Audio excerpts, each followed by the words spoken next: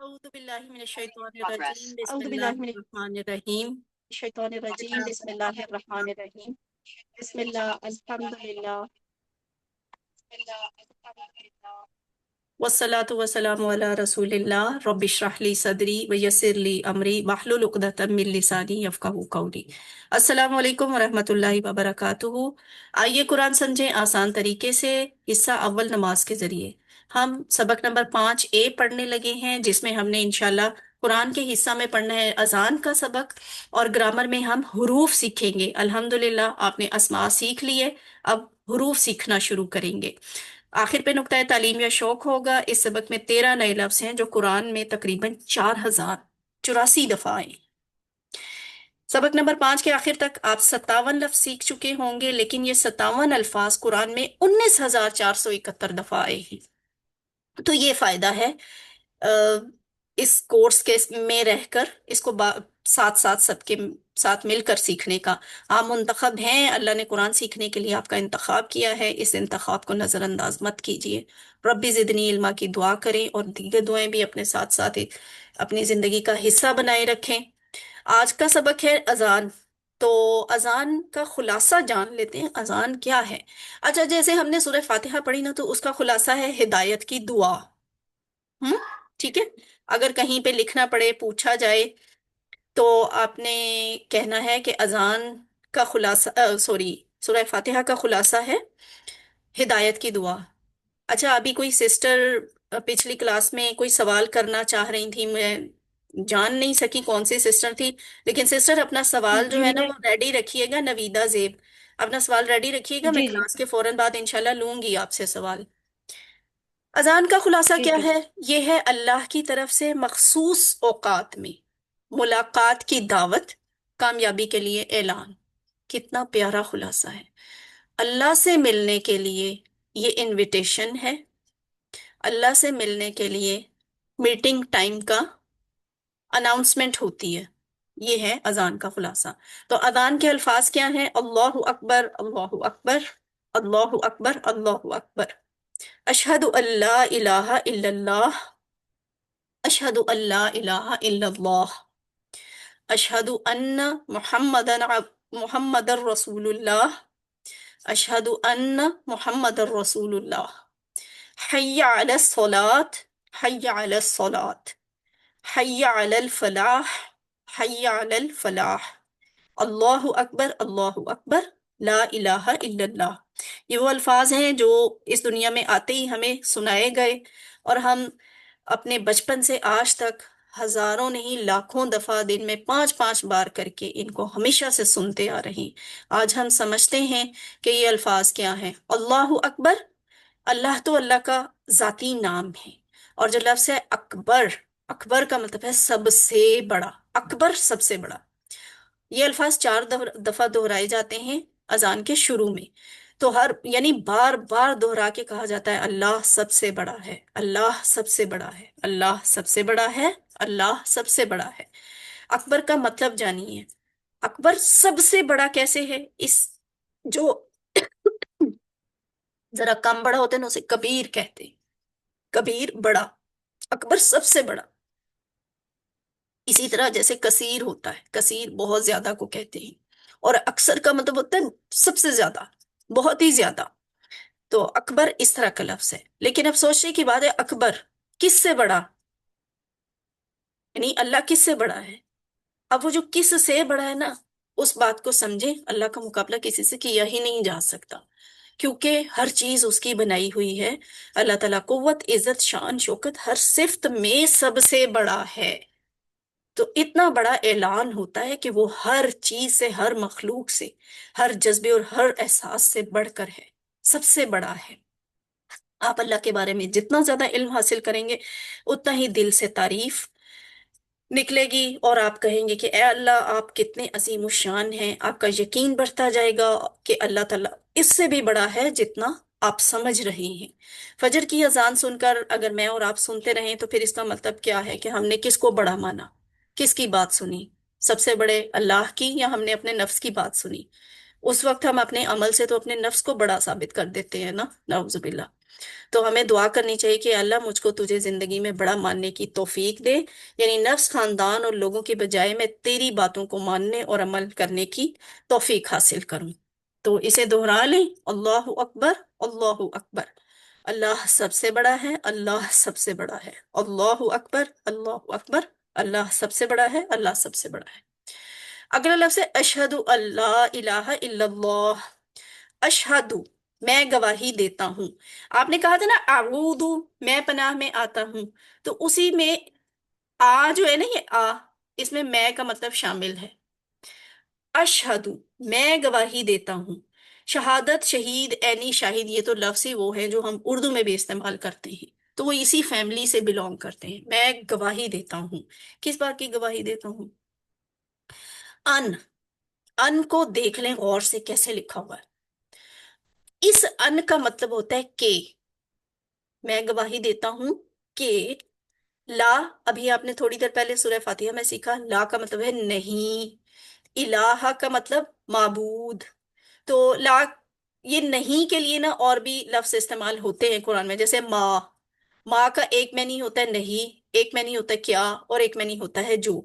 हम आगे सीखेंगे कि माँ का कहाँ पे क्या इस्तेमाल और क्या तर्जुमा करना होता है। ला, ला का मतलब नहीं ही होता है। और लम, लम का मतलब होता है नहीं लेकिन डिड नॉट की सेंस में। और लन, लाम जबर नून, लन, हरगिज नहीं, विल नॉट की सेंस में इस्तेमाल होता है। अगला लफ्ज जो इलाहुन है ना, ये वाहिद है। इलाहुन माबूद, जिसकी इबादत की जाए, एक माबूद। आलेहा, आलेहा, आलेहा उसकी जमा है, इलाहुन वाहिद, आलेहतुन जमा। तो इल्लल्लाह, इल्ला का मतलब भी आपने कर लिया है। इल्ला का मतलब है सिवाय, ठीक है, सिवाय, इल्ला सिवाय, अल्लाहु अल्लाह के, सिवाय अल्लाह के। मैं गवाही देता हूं कि नहीं है कोई माबूद सिवाय अल्लाह के। अब इसे अपनी जिंदगी में कैसे लेके आएंगे? पहले तो ये जानेंगे कि इलाह होता क्या है। इलाह असल में उसे कहते हैं जिसकी इबादत की जाए, यानी जिसे सजदा किया जाए, जिससे मदद मांगी जाए, तवक्कुल, शुक्र और हुक्म उसी का माना जाए। इन तमाम में अल्लाह के सिवा कोई इलाह नहीं है, यानी ये इबादतों का हक और किसी का नहीं है, सिर्फ अल्लाह का है। तो हम यहाँ पे ना अजान में, और जब अजान का जवाब देते हैं, तो ये हम गवाही देते हैं कि मेरी बातें, मेरा अमल, चाहे मैं कहीं भी हूँ, किसी भी हालत में हूँ, ये बता रहा है कि मैं के साथ सबसे ज्यादा मोहब्बत करता हूँ। उसी को खालिक, मालिक, रब, कायनात का हाकिम मानता हूँ। उसी की इबादत और इताअत करता हूँ, उसी से मदद मांगता हूँ और उस पर भरोसा करता हूँ। जिंदगी के हर पहलू में उसके कानून पर चलता हूँ। ये मतलब होता है अशहदु अल्ला इलाहा इल्लल्लाह का कलमा गवाही। तो आप गौर करें कि हम कितनी बड़ी बात, कितनी बड़ी गवाही के जिम्मेदार हैं। हम जिंदगी के हर पहलू में अल्लाह के कानून पर चलते हैं, ना कि अपनी मर्जी पर और अपनी ख्वाहिशात पर। कुरान में अल्लाह ने फरमाया कि हमें लोगों पर इस्लाम की शहादत देनी है। दूसरे पारे में ये बात लिखी हुई है, दावत देनी है, लोगों को बताना है कि इस्लाम क्या है। और ये बात हर अजान, हर अकामत और हर तशहुद में हमको ये याद दिलाई जाती है। ये गवाही हम दिन में दर्जनों बार देते हैं, सुनते हैं, पढ़ते हैं, बोलते हैं। लेकिन अफसोस है कि हम इतनी बार याद दिलाने के बावजूद मुसलमान इस काम से हैं बहुत दूर। तो मुझे और आपको फिर यहाँ पे दुआ करनी है कि अल्लाह हमें इस पर अमल की तौफीक दे। अशहदु अल्ला इलाहा इल्लल्लाह कहना इतना आसान नहीं है। ये बहुत बड़ी जिम्मेदारी है और बहुत बड़ी अम, एक अमानत है। अशहदु अल्ला इलाहा इल्लल्लाह, मैं गवाही देता हूँ कि नहीं है कोई माबूद सिवाय अल्लाह के। और उसके बाद जो अल्फाज हैं वो हैं अशहदु अन्ना मुहम्मद रसूलुल्लाह। ये जुमला दो दफा दोहराया जाता है। अशहदु, मैं गवाही देता हूँ, अन्ना, के, मुहम्मदन, मोहम्मद सल्लल्लाहु अलैहि वसल्लम, रसूलुल्लाह, अल्लाह के रसूल हैं। अब एक एक लफ्ज को देखें। अशहदु का मैनी आपने सीख लिया, मैं गवाही देता हूँ। अब यहां भी देखें अन्ना, ये अन्ना कैसे लिखा हुआ है। इस अन्ना के और वो जो पीछे अन लिखा हुआ था उसके लिखने में थोड़ा सा फर्क है, लेकिन मैनी दोनों का एक है। और वो क्या है? के, मैं गवाही देता हूं के मोहम्मदन। ये देखें पिछला जो लफ्ज है ना अशहदु अन, वो इस तरह लिखा हुआ था, नून के ऊपर जज़म थी, अन के। और अब जो आप बोल रहे हैं ना वो अन्ना है, तशदीद और जबर। तो ये है के। मैनी दोनों का के ही है, बस लिखने का फर्क है, ये आपने जहन में रखना है। तो एक लफ्ज होता है इन। किसी को पता है इसका मतलब क्या? कोई जानता है इन का मतलब क्या? के अगर अगर। चले, इन ये तो वो अगर के बोलिए। मैम के के नहीं, ये के, अगर यही बात, यही अगर बात हम यही चेक हुम करना चाह रहे थे। चले, इंशाल्लाह। हुम चेक हो गया, हम यही चेक करना चाह रहे थे। अलैहिम इन पर ये इन तो हुम इन जो होता है ना, अलिफ के नीचे जेर और नून साकिन, जेर नीचे है, इसका मतलब होता है अगर। अब ये जो अन, अन्ना, इन, एक जैसे लग रहे हैं ना आपको? आप हुम क्यों, अब बात कंफ्यूजन है कि मैं किसका मैनी किस तरह याद रखूं? ये तो मिक्स हो जाएंगे। हुम, ये मिक्स नहीं होंगे। इनको आपने मिसाल के साथ याद करना है। जैसे अगर इनका मैनी याद करना है तो आपने इंशा अल्लाह को यहाँ पे करना बिठा ले। इंशा अल्लाह, इंशा अल्लाह, इंशा अल्लाह। अगर क्या बात होती है, हम दिन में कितनी दफा कहते हैं? हम कहते हैं अगर अल्लाह ने चाहा, अगर अल्लाह चाहे। तो मिसाल के साथ याद करें, आपको इसका मैनी याद रहेगा। अकेले इनका करेंगे तो फिर शायद जहन से निकल जाए। और जो इन्ना लफ्ज है ना, ये एक चौथा लफ्ज है जो इन्हीं के साथ मिलता जुलता है। इसका मतलब होता है बेशक। देखें, ये ना तो इन लिखा हुआ है, ना ये अन लिखा हुआ है, ना ही ये अन्ना लिखा हुआ है। ये तो लिखा हुआ है इन्ना। इन्ना का मतलब होता अजान है आप याद करें, है इंशा इसको आप अल्लाह याद से। करें। और इन्ना जो लफ्ज है उसको आप याद रखें इन्नल्लाह मासाबिरीन के जरिए से। ये चार लफ्ज का कॉन्सेप्ट क्लियर कर लेना तो ये देखिए, ये कुरान में कितनी दफा लिखा हुआ है। अन का लफ्ज 571, अन्ना 359, इन 691, इन्ना 1534। ये टोटल चार लफ्ज मिलाकर कुरान में 3155 दफा लिखे। माइक बंद है माइक बंद है माइक। Recording in progress. चलेंगे, चलेंगे।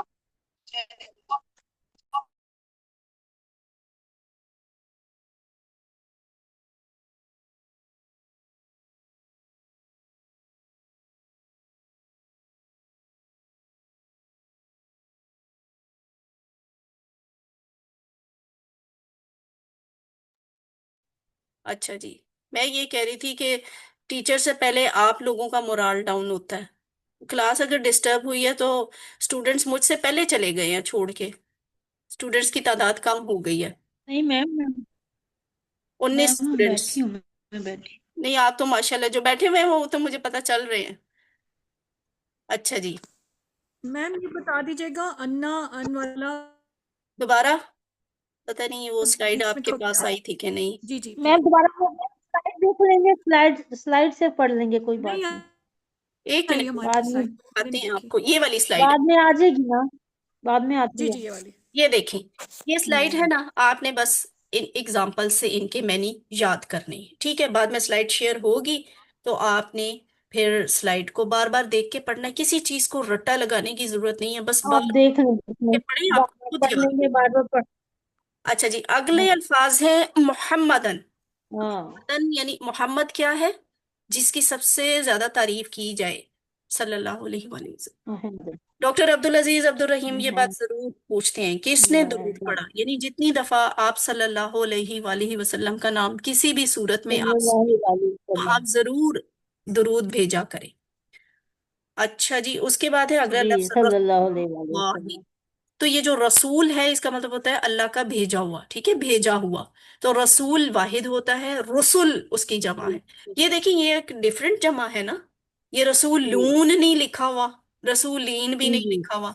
इसका तो मतलब ये हाँ जी, ये हर जमा वाव नून जमा रसल लिखा नहीं हुआ बनती, हर जमा सालम नहीं है। होती। रसूलुन वाहिद, रसूलुन जमा। تو رسول اللہ ہی کیا ہوگا؟ اللہ کے رسول ہیں. یہ بھی بہت بڑی گواہی ہے کہ ہم گواہی دیتے ہیں کہ میری باتیں، میرا عمل، چاہے میں کہیں بھی ہوں، کسی بھی حالت میں ہوں، یہ بتا رہا ہے کہ میں اللہ اور اس کے رسول صلی اللہ علیہ وآلہ وسلم سے سب سے زیادہ محبت کرتا ہوں. آپ صلی اللہ علیہ وآلہ وسلم کی لائی ہوئی تعلیمات کو بلا چون چرا تسلیم کرتا ہوں. قرآن اور آپ صلی اللہ علیہ وآلہ وسلم کی سنت کو حق اور باطل کی کسوٹی مانتا ہوں. اور آپ صلی اللہ علیہ وآلہ وسلم کی اطاعت کے لیے مجھے دوسری کسی دلیل کی ضرورت نہیں. حدیث ہے، حدیث نہیں ہے، حدیث میں شک ہے، حدیث تو بہت بعد میں لکھی گئی تھی، یہ سب اس کے ہیلے بہانے ہوتے ہیں جس نے نہیں ماننا ہوتا. ہم الحمدللہ مسلمان ہیں، ہمارا ایمان ہے اللہ پر، اس کے رسولوں پر، اس کی بھیجی ہوئی کتابوں پر. وہ چاہے ہمارے سامنے نازل نہیں ہوئے، وہ چاہے ہمارے سامنے نہیں بھیجے گئے، ہمیں کسی اور دلیل کی ضرورت نہیں ہے. بس اس ایمان پر اپنے آپ کو ثابت قدم رکھیں، اور جو صلی اللہ علیہ وآلہ وسلم نے اپنے لیے پسند کیا وہ ہماری بھی پسند ہے. جو انہیں اچھا لگا وہ ہمیں اچھا لگنا چاہیے. تو اب اس کی پریکٹس کریں. اشہد ان محمد الرسول اللہ، میں گواہی دیتا ہوں کہ محمد اللہ کے رسول صلی اللہ علیہ وآلہ وسلم ہیں. اگلے الفاظ ہیں حی علی الصلاۃ. یہ جو حیا کا لفظ ہے نا، اس کا مطلب ہوتا ہے دوڑ کر، تیزی کے ساتھ آؤ، تیزی کی طرف کے ساتھ آگے بڑھو. حیا آؤ، علا پر، الصلاتی، صلات جو لفظ ہے نا اس کا مطلب ہے نماز. تو نماز کی طرف آؤ. صلات واحد ہوتی ہے اور صلوات اس کی جمع ہے.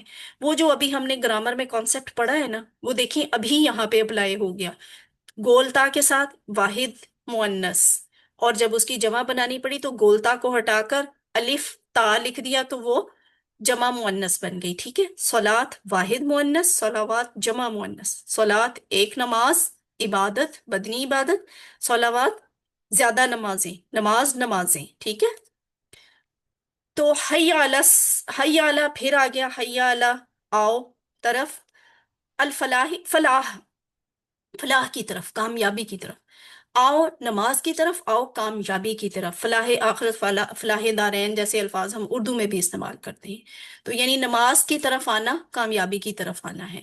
اب یہاں یہ نہیں کہا کہ نماز پڑھو، اپنی اپنی جگہ پر، اپنے گھر میں جس کا دل کرتا وہ پھر وہیں پہ نماز پڑھتا نا. اقرا نہیں ہے، اقرا صلاۃ نہیں ہے، یہاں ہے حی علی الصلاۃ، حی علی الفلاح، کہ نماز کی طرف آؤ. اور کہا کہ یعنی مسجد میں پڑھنے آؤ، گویا نماز قائم کرو. نماز کو آؤ گے تو ہر قسم کی فلاح ملے گی اور فلاح کا راستہ بھی ملے گا.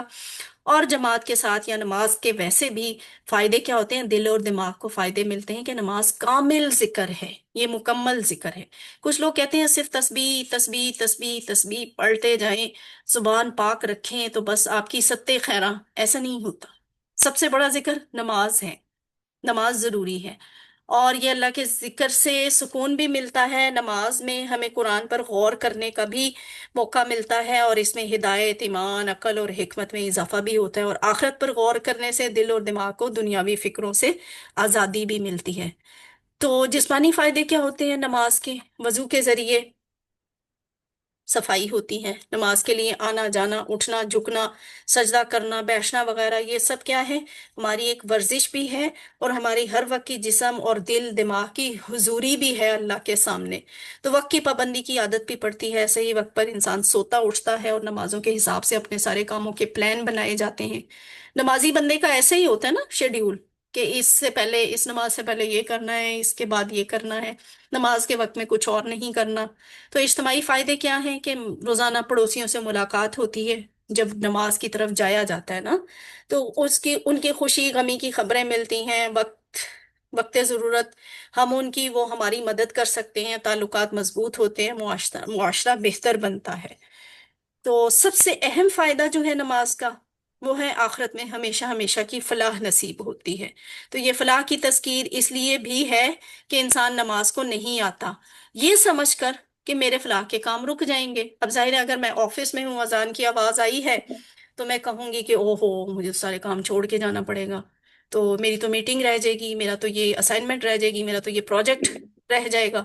ہم یونیورسٹی میں ہیں، ہم گھر میں ہیں، کچن میں ہیں، کام کریں تو ہم کہیں گے میری تو ہنڈیاں خراب ہو جائے گی، مجھے نماز کے لیے جانا پڑے گا۔ انسان اس طرح کی چیزیں سوچ کے اچھا تھوڑی دیر بعد، اچھا تھوڑی دیر بعد، اور وہ تھوڑی دیر بعد نہیں آتی اور ہم نماز چھوڑ دیتے ہیں، تو فلاح اس میں نہیں ہے، فلاح نماز میں ہی ہے۔ اس لیے کہا گیا کہ سب کچھ چھوڑ چھاڑ کے نماز کی طرف آ جاؤ۔ یہ مت سمجھو کہ نماز کی طرف آؤ گے تو تمہارا کوئی نقصان ہو جائے گا، باقی سب کچھ چھوڑ چھاڑ کے اس کی طرف آؤ گے تو یہ فلاح ملے گی ہی ملے گی انشاءاللہ۔ علم، حی علی الصلاۃ، حی علی الفلاح، آؤ طرف نماز کے، آؤ طرف کامیابی کے۔ اللہ اکبر، اللہ اکبر، لا الہ الا اللہ، اللہ اکبر، اللہ اکبر، اللہ سب سے بڑا ہے، اللہ سب سے بڑا ہے، لا الہ الا اللہ، نہیں ہے کوئی معبود سوائے اللہ کے۔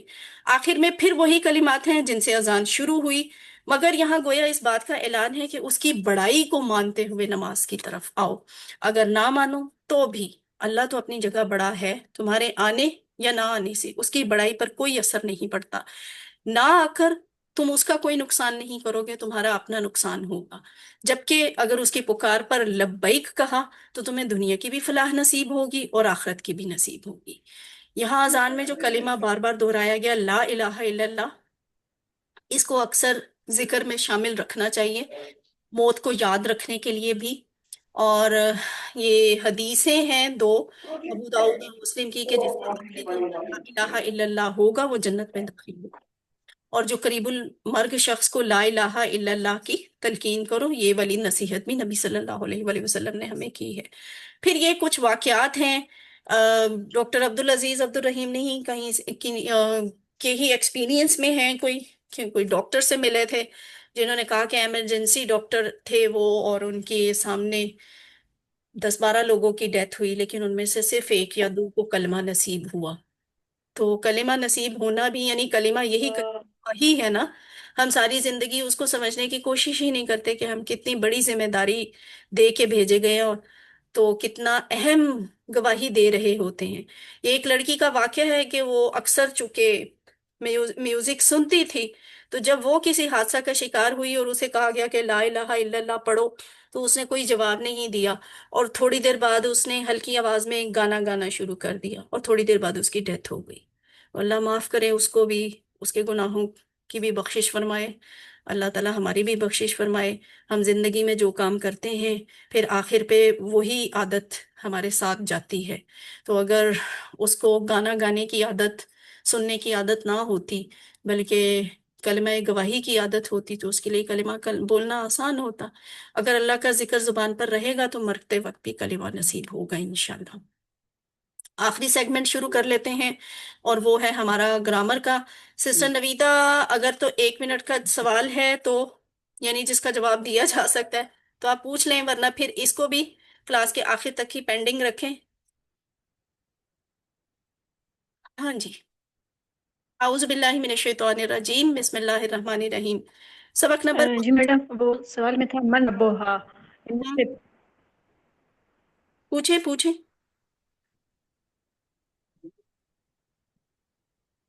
جی سوال میں تھا من ربوہا، یعنی اس میں پیش تھی، اور جواب میں تھا رب اللہ، یعنی جواب میں زبر۔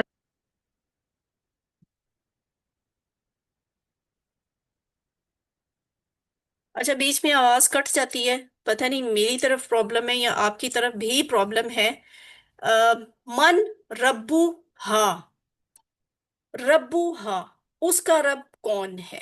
ٹھیک ہے، جی جواب بھی ہوگا جی جی، ربو، اور جواب میں تھا رب اللہ، ربو ہلا، ٹھیک ہے، رب اللہ۔ ربو ہا، ٹھیک ہے، ربو ہا اللہ۔ تو یہ ربو ہا اور اللہ کو ملانے کے لیے نا، ہا کے اوپر زبر تو ویسے بھی آتی ہی ہے، تو ہم اس کو جوڑ کے اس طرح سے بولتے ہیں ربو ہلا، ٹھیک ہے، ربو ہلا، دینو ہا اسلام، یا دینو حل اسلام، تو اس طرح سے یہ ہوتا ہے، ٹھیک ہے، وہ کوئی مسٹیک نہیں ہے، بلکہ وہ ملانے کے لیے وہ زیر زبر ہوتی ہے۔ قواعد گرامر ہم نے سیکھنی ہے لفظ کی قسمیں میں ایک نیا کانسیپٹ حروف جر کا۔ الحمدللہ آپ پچھلی کلاس تک اسم سیکھ چکے ہیں، اب آپ نے حروف سیکھنے ہیں، اور حروف بڑے آسان ہوتے ہیں، چھوٹے چھوٹے سے، یہ گرامر کا پارٹ ہے جسے ہم ٹوٹل فزیکل انٹریکشن کے ذریعے سیکھتے ہیں، اور ٹوٹل فزیکل انٹریکشن یہ 7 سٹیپ سے مل کر بنتی ہے۔ تھوڑا سا دہرائی کر لیتے ہیں۔ مسلم، مسلمان مرد، من ہوا، وہ کون ہے؟ ہوا مسلم، وہ مسلمان ہے۔ اب آپ بتائیں، من ہوں،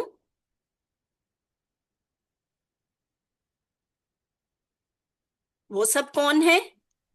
وہ مسلمون ہم مسلمون، وہ سب مسلمان ہیں۔ مسلمون ٹھیک ہے۔ لفظ کی 3 قسمیں ہوتی ہیں، اسم، فعل اور حرف۔ اسم آپ نے سیکھ لیا، الحمدللہ، آپ سب کو مبارک ہو۔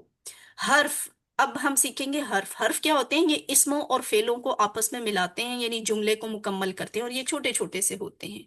حروف، اسم اور اس کے علاوہ ہر چیز جو ہوتی ہے نا عربی کانٹیکسٹ میں، وہ ساری حروف ہی ہوتے ہیں، جو یا تو اسم ہوں گے اصل چیز، یا فعل ہوں گے۔ ان کے علاوہ جو ہوتے ہیں وہ حروف ہی ہوتے ہیں، اور وہ اس طرح کی شکلوں کے ہوتے ہیں، جیسے لا، لی، من، ان۔ تو لی، لیے، من سے، ان سے یا بارے میں۔ تو یہ دیکھیں، اس سبق میں صرف 2 باتیں ہیں، یہ لا اور لی، من، اور ایک نیا لفظ ان۔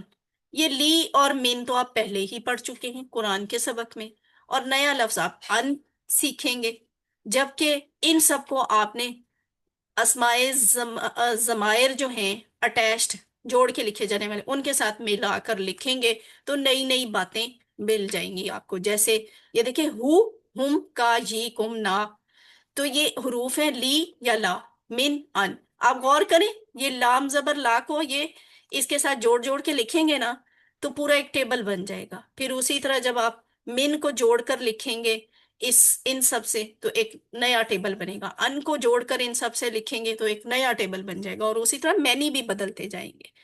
سب سے پہلا لفظ لیتے ہیں لی یا لا، وہ آپ الحمدللہ رب العالمین میں للہ کے ساتھ پڑھ چکے ہیں۔ الحمد، تمام تعریفیں اور شکر، للہ، اللہ کے لیے ہے۔ تو یہ جو لی ہے نا، اس اللہ کا مطلب ہے لیے۔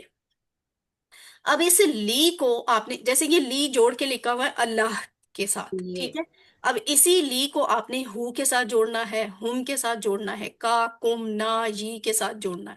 یہ دیکھیں، یہ لکھا ہوا ہے لہو، اس کے لیے، لہم، ان سب لہو کے لیے، لکا، آپ کے لیے، لی، میرے لیے، لکم، آپ سب کے لیے، لنا، ہم سب کے لیے، لہو، لہم، لکا، لی، لکم، لنا۔ لہو، اس کے لیے، لہم، ان سب کے لیے، لکا، آپ کے لیے، لی، میرے لیے، لکم، آپ سب کے لیے، لنا، ہم سب کے لیے۔ یہ آپ گرامر نہیں سیکھ رہے، یہ آپ قرآن کے ہی لفظ سیکھ رہے ہیں، ٹھیک ہے۔ اب آپ میں سے کوئی سسٹر یہ والا ٹیبل دہرائیں گی ذرا؟ میں دہراؤں؟ جی جی، پروین کوثر، اچھا یہ میں نہیں بولا کرنا، ٹھیک ہے، ہینڈ ریز کیا کرنا ہے۔ ابھی پروین آپ کروائیں جلدی سے۔ جی، لہو، اس کے لیے، لہم، ان سب کے لیے، لکا، آپ کے لیے، لی، میرے لیے، لکم، آپ سب کے لیے، لانا، ہمارے لیے، یا ہم سب کے لیے، ہمارے ساتھ کے اچھا ٹھیک ہے، ویری گڈ۔ اچھا سسٹر، تھوڑی سی سوچ کے بتائیں، اگر یہ لہو آپ نے کہا ہے نا اس کے لیے، اگر یہ اس عورت کے لیے ہو تو کیا ہونا چاہیے؟ لہا، شاباش، ٹھیک ہے، لہا، لہو، لہا، بس اس کا یہی سیکھنا ہے، اس کے باقی نہیں سیکھنے، صرف اتنا ہی سیکھنا ہے۔ لہو، لہم، لکا، لی، لکم، لنا، لہا۔ اب دیکھیں، یہ دیکھیں، اہادہ لہو، آ کا مطلب کیا، ہاذا کا مطلب ہوتا ہے یہ، لہو اس کے لیے، کیا یہ اس کے لیے ہے؟ ٹھیک ہے، کوئی بھی چیز ہو سکتی ہے، کتاب، قلم، ٹھیک ہے، اس کے بارے میں پوچھا جا سکتا ہے کہ کیا یہ اس کے لیے ہے، تو جواب دیں گے نعم، جی ہاں، ہادا، یہ، لہو اس کے لیے ہے، جی ہاں یہ اس کے لیے ہے۔ اہادا لہم، اب سب بتائیں اس کا کیا اردو ہونی چاہیے؟ اہادا لہم، کیا یہ ان سب کے لیے ہے؟ ہاں جی، تو جواب آئے گا سب کے نعم، لیے، ہادا لہم، جی ہاں یہ ان ان سب سب کے کے لیے لیے ہے، ہے۔ ٹھیک ہے۔ اہذا لکا، کیا یہ آپ کے لیے ہے؟ آپ جواب دیں گے نعم ہذا لی، جی ہاں یہ میرے لیے ہے۔ اہذا لکا، نعم ہذا لی، اور اہذا لکم، کیا یہ آپ سب کے لیے ہے؟ نعم ہذا لنا، جی ہاں یہ ہم سب کے لیے ہے۔ یہ دیکھیں، نعم ہذا لنا، ہم سب کے لیے ہے۔ تو اسی طرح لا وا کا آپ نے ترجمہ سیکھ لیا ہوا ہے، لہو